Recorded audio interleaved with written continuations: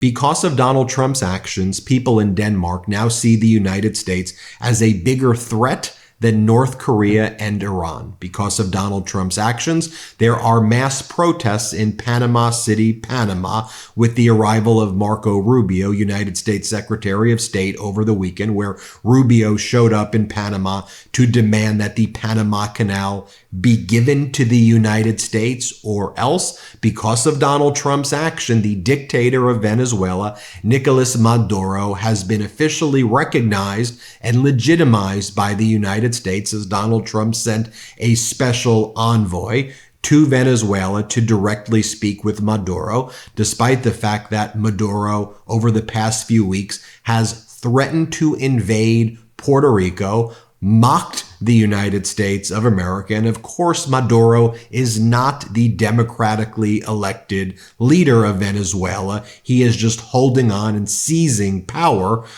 with the exiled real leader of Venezuela. And I guess Donald Trump sees Maduro as someone he looks up to. And as you start to look at Donald Trump's moves internationally, you see that he's attacking all of our allies and he is helping our enemies one by one. You couldn't script it better for our enemies. Donald Trump has made us weaker.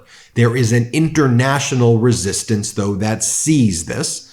Nations want to protect their sovereignty from America, whether we're talking about tariffs on Canada or Mexico or Europe, whether we're talking about Donald Trump's rhetoric and statements about Panama or Greenland, you name it. The world is uniting against the United States of America right now, and never has America been weaker. Let's go through some of these data points. Let's talk about this international resistance using a few exemplars. As Rasmus Jarlov, a member of parliament in Denmark, explains, people in Denmark now see the United States as a bigger threat than North Korea and Iran. Denmark has until now been one of the most pro-American countries in the world and one of the longest standing allies of the United States in history. But the people in Denmark do not, no matter what your political party is in Denmark, let's be very clear, the people of Denmark do not like the fact that Donald Trump and the Republican Party are referring to themselves as dominant predators who need Greenland, who want it, who want to take it, quote, or else, because they call themselves dominant apex predators. That's what Republican MAGAs are saying. That's what Trump's views are. So we should just take it. Yeah, that's rubbing Denmark the wrong way. Greenland is part of the Kingdom of Denmark.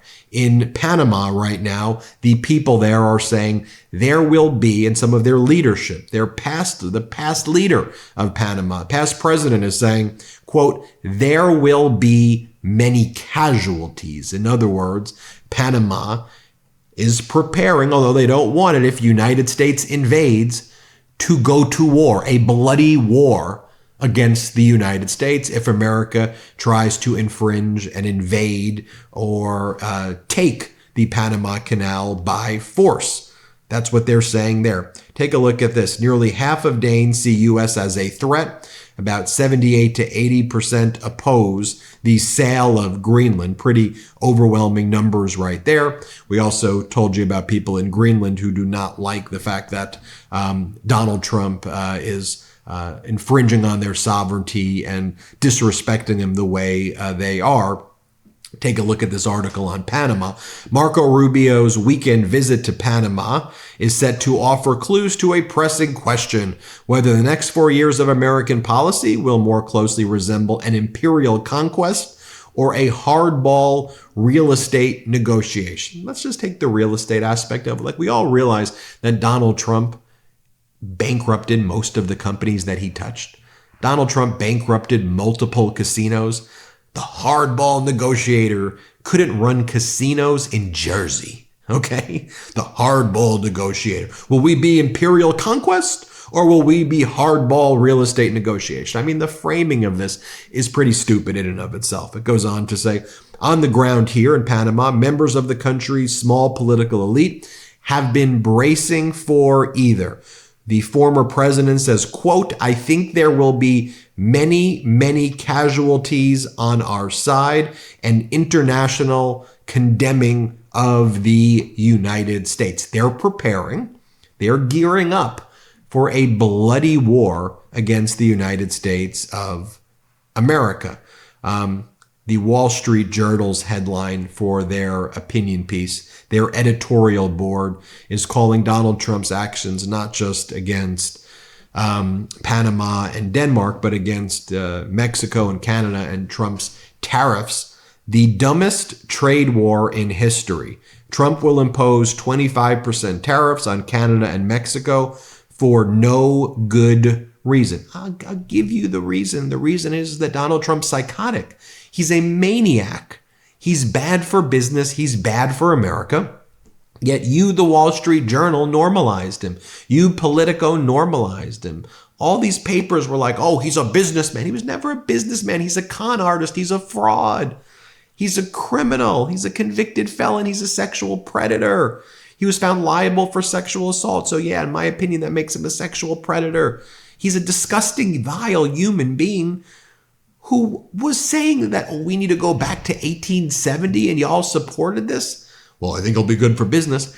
The stock market was up 55 to 60% when President Biden was in office. The returns 55 to 60%. And right now, Donald Trump's oligarchs are shorting the market and predicting depression. You heard that right. Donald Trump's oligarchs, the hedge funds, the venture capitalists, the private equity, they are betting against America, that the economy will tank so that they can make money when the economy fails. That's what Trump's billionaire crew is doing right now. But I digress. Let's just show you what's going on in Panama right now with the protests on the street. People are pissed. They're out there. They are angry. They are livid. I'll show you this clip right here. Let's play it.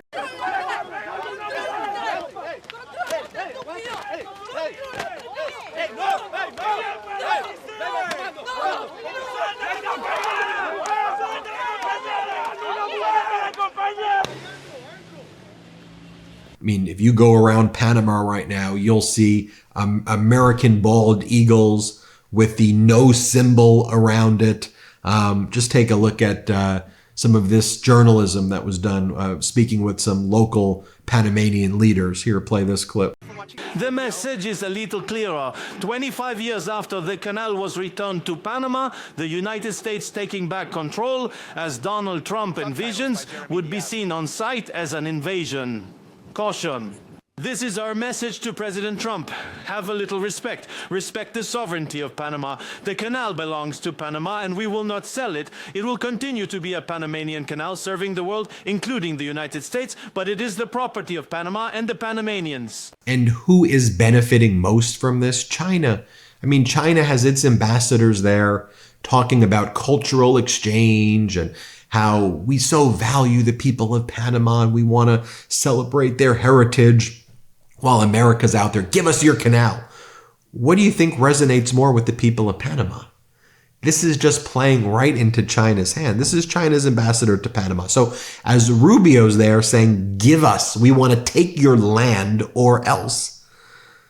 This is what the ambassador to Panama from China is saying. It's an AI translation of it, the way the other one was actually it's an AI translation. This is not her actual voice, but it's how the AI translates it, so you can hear it, play it. Not only local Chinese communities participated, but also those from 2 other countries and others. The stalls of different countries at Rabin have food, handicrafts, and various cultural activities. This is a cultural feast where people of all ethnic groups celebrate through such a temple fair. This year is a very important reflection of cultural exchange.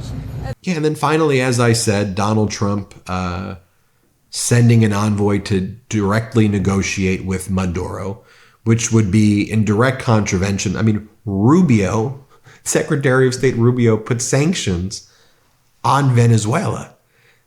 And now Donald Trump went behind his back to have a direct negotiation with Maduro, when the real president is Edmundo Gonzalez, not Nicolas Maduro, as Maduro threatened to invade Puerto Rico. This is what Maduro said about Puerto Rico. Here, play it. The independence of Puerto Rico is still pending, and we will achieve it with the forces of Brazil and the Abreu e Lima Battalion leading the way. As Congressmember Debbie Wasserman Schultz said, she's from Florida, where they have a Venezuelan community. While Trump distracts with DEI bluster, his team is secretly settling a corrupt bargain with Maduro to sell out Venezuelan democracy, enrich big oil donors and regime insiders, and deport lawful TPS holders, people with temporary legal protection status, to face brutal repression, send Venezuelans from Florida back to Venezuela to get killed. Trump will always side with dictators. That's the status right now. Hit subscribe. Let's get to 4 million subscribers. Love this video? Make sure you stay up to date on the latest breaking news and all things Midas by signing up to the MeidasTouch newsletter at MeidasTouch.com/newsletter.